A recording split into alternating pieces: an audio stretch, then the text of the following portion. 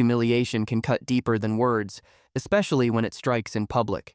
On a bustling Friday night, a young black family entered an upscale restaurant, dressed neatly and eager for a rare evening out together. Yet, before the menus even touched the table, the waitress's smirk carried a cruel message, one that the surrounding customers quickly absorbed. Whispers floated through the air, eyes darted across the room, and suddenly, a simple family dinner turned into a theater of silent judgment. What began as subtle condescension quickly spiraled into outright disrespect, leaving the family cornered, ridiculed, and powerless in the very place they had come to celebrate love and togetherness. But what no one in that room realized, least of all the arrogant waitress, was that a shocking truth was about to unfold. Within minutes, her mockery would collapse, and the balance of power would shift in a way no one expected. The evening had begun with hope. Marcus, a dedicated father who worked long hours as a bus driver, had finally managed to secure a rare weekend off. His wife, Alicia, a nurse who had spent the last 6 consecutive nights on emergency shifts, insisted they do something special, not just for themselves, but for their 7-year-old daughter, Lila. They chose an upscale restaurant that Marcus had passed by countless times while driving his evening route. Its glowing chandeliers and white tablecloth dining always seemed like a world far removed from his own reality. Tonight, he wanted his family to step into that world, if only for a few hours. As they walked in, Marcus straightened his jacket with pride. Alicia held Lila's hand gently, whispering about the dessert menu she had seen online. For a moment, everything seemed perfect. The lobby smelled of roasted garlic and fresh bread, the laughter of other diners filled the air, and the golden glow of the lamps gave the place a warmth that felt almost magical. But as soon as the hostess led them to their table, Marcus noticed something. The eyes, subtle yet piercing. Diners who glanced up for a second too long. Couples who suddenly hushed their voices as the family passed. It wasn't loud or direct, but it was there, that silent judgment that clung to them like smoke. Still, Marcus kept his smile firm. Tonight was not the night to dwell on strangers' stares. He pulled out the chair for Alicia, then lifted Lila onto hers, determined to make this evening a memory worth keeping. And then she appeared, the waitress. Young, with neatly tied blonde hair and a pressed uniform, she carried herself with the confidence of someone who felt untouchable in her territory. The smirk on her face was not one of kindness. It was something else, something sharper. "Water?" she asked flatly, not even meeting their eyes. The tone was clipped, dismissive. She scribbled something on her notepad without waiting for an answer. When Marcus politely requested sparkling water for Alicia, her smirk widened, as though he had said something ridiculous. Lila, sensing the tension, shrank in her seat. Her small hands fidgeted with the corner of the menu, her excitement about dessert dimming. Alicia placed a hand on her daughter's shoulder, silently reassuring her. Still, her eyes flicked toward Marcus with a knowing glance. They both felt it, the weight of being treated as less. When the waitress returned, she dropped the glasses on the table with a thud that sent water sloshing over the rim. Not a word of apology followed. Instead, she leaned closer, lowering her voice in mock sweetness. "Are you sure you can afford to eat here tonight?" Marcus's jaw tightened, but he said nothing. His instinct screamed to defend his family, but another voice in his mind reminded him, "Don't cause a scene, don't give them what they want." Other diners, now openly watching, exchanged looks.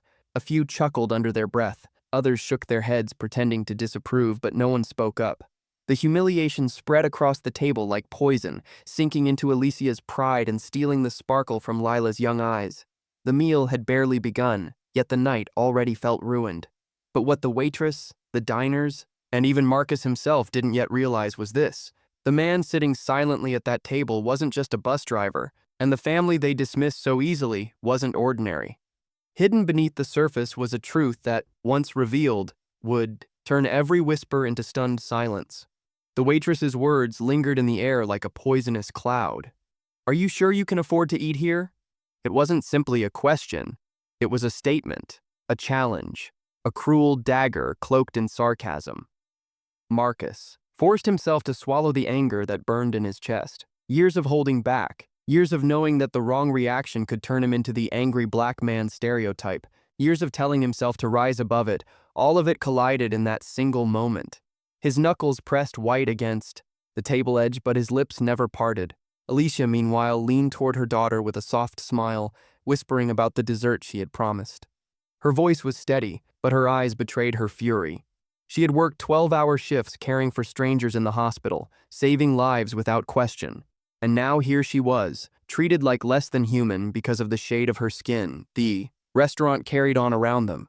Laughter, the clinking of glasses, the smell of steaks sizzling in the kitchen, all of it contrasted cruelly with the storm brewing at their table.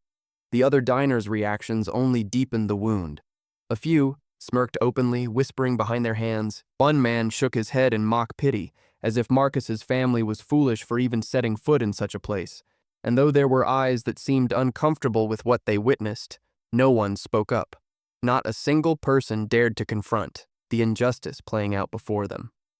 When the waitress returned to take their order, she didn't even bother with politeness. "We're actually out of most of the specials," she said curtly, as though she had already decided they weren't worth serving. She rattled off the cheapest options without offering the full menu, then scribbled with impatience on her notepad.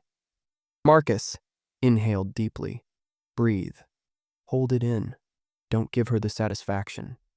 His mind raced with memories of his father, a man who had taught him to survive in a world that didn't always welcome him. Dignity above everything, his father used to say. But as he looked at his daughter's small, trembling hands gripping the menu, Marcus felt the sting of helplessness. He was fighting a silent war in front of her eyes, and she was absorbing every second of it. The food arrived late and poorly plated, clearly rushed and half-hearted. The portions were smaller than those he had seen at other tables. The waitress placed each dish with a clatter, her smirk never fading. When Alicia asked politely for a missing side, the waitress rolled her eyes. "I'll see if the kitchen can maybe do that," she muttered, loud enough for nearby tables to hear. It was deliberate. Every gesture, every word, carefully crafted, to humiliate. And yet Marcus said nothing, but the silence did not mean he was powerless. Beneath his calm exterior, a plan was already forming. He had spent years navigating moments like this, years building a strength that came not from lashing out, but from knowing when to strike. The waitress thought she was untouchable, but she had no idea who she was mocking. Halfway through the meal, a shift began to stir in the atmosphere. A man in a dark suit entered the restaurant, his presence commanding attention without a word. The staff straightened, their tones changing instantly. The hostess nearly stumbled in her rush to greet him. Even the chef peered out from the kitchen, adjusting his hat nervously. Marcus noticed the ripple of respect. He recognized the man, not personally, but by reputation. He was a senior executive of a corporation that owned several restaurant chains across the state. His arrival meant one thing: this wasn't just an ordinary night. The waitress, however, was too caught up in her cruelty to realize the storm she was walking into. As she continued to belittle the family, dropping sly remarks about people who don't usually dine here, the executive's eyes fell on the scene. He paused, studying the dynamic at their table. His sharp gaze shifted from Marcus's clenched jaw to the little girl's fallen expression, then finally to the waitress's smug grin. Something flickered in his expression: disgust.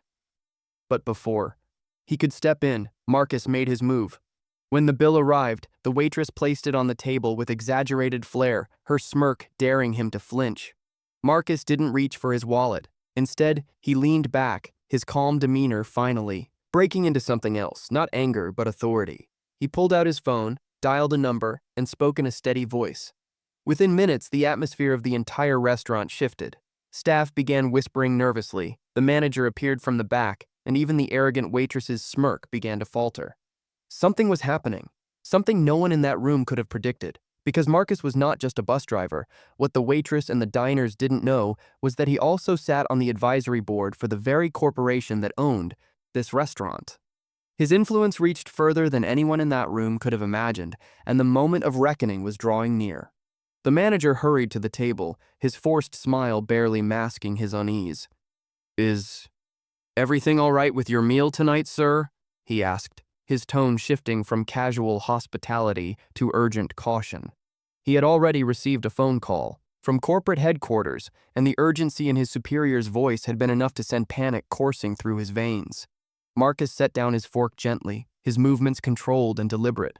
His daughter's eyes were wide, confused, sensing that something monumental was about to happen. Alicia reached for Marcus's hand beneath the table, her touch steadying but firm, silently asking, "Are you sure?" The waitress lingered nearby, arms crossed, still wearing the mask of arrogance, though the cracks were beginning to show. She couldn't understand why her manager, usually quick to defend staff, was suddenly fidgeting like a guilty child. Marcus's phone buzzed again. This time, he placed it on the table, screen up, letting the glowing corporate logo speak for itself. The manager's face drained of color. The executive who had entered earlier was now standing quietly at a distance, watching, his eyes fixed on Marcus with a look of recognition. "Everything is not all right," Marcus finally said, his voice calm but carrying an unmistakable weight. "Tonight my family was humiliated, not by accident, not by misunderstanding, but by deliberate cruelty." The words cut sharper than any raised voice ever could. The restaurant seemed to be still, as though every sound, forks, glasses, whispers, had been swallowed by the weight of truth. The manager opened his mouth, but Marcus raised a hand, silencing him. He then turned his gaze toward the waitress, whose smirk had vanished completely, replaced with a nervous twitch of the lips. "You mocked my wife. You embarrassed my child, and you assumed I had no power here. That assumption will cost you more than you realize." Gasps echoed from nearby tables. Some diners who had laughed earlier now stared in disbelief, realizing the man they had pitied held a power none of them had suspected. The executive stepped forward at last, placing a hand on Marcus's shoulder with respect. "Mr. Davis," he said quietly, "I received your call. I will personally handle this matter." The waitress's knees seemed to buckle. "Wait, I was just," she stammered, her confidence crumbling. But there was no escaping now. The executive's gaze fixed on her, cold and sharp. "You will leave, tonight, and you will not return." Tears welled in her eyes as she realized the finality of it. The arrogance that had once defined her posture was gone, replaced with desperation. "Please, I need this job." But the silence of the restaurant told her everything she needed to know. No sympathy remained. No defense could erase the cruelty she had inflicted. As she was escorted out, whispers spread like wildfire through the diners. Some lowered their heads in shame for having silently watched the humiliation. Others leaned in, murmuring about the man who had turned the tables with a single phone call. Marcus's daughter looked up at him, her small voice trembling. "Daddy, does this mean we won?" Marcus bent down, his face softening, his eyes filled with both pride and sorrow. "It means no one gets to decide our worth but us," he whispered. The executive, still standing beside them, addressed the room at large. "Let this be a lesson for the staff and for anyone here who believes cruelty is acceptable. This family deserved dignity from the moment they walked through the door." The atmosphere shifted completely. Applause broke out, not from everyone, but enough to echo powerfully through the walls of the restaurant. For the first time that evening, Marcus felt the crushing weight of humiliation lift, replaced with a quiet strength that was louder than any round of clapping. The climax had arrived. Justice, sharp and undeniable, had been delivered. The restaurant gradually returned to its rhythm, but nothing felt the same. Conversations were hushed, glances softened, and the air carried the weight of a lesson that could not be ignored.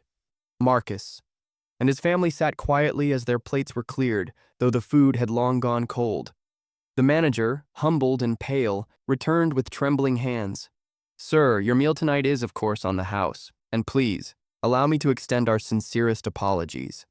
His words were rehearsed, but his eyes carried a flicker of genuine remorse. Marcus gave a simple nod, refusing to drag the moment further.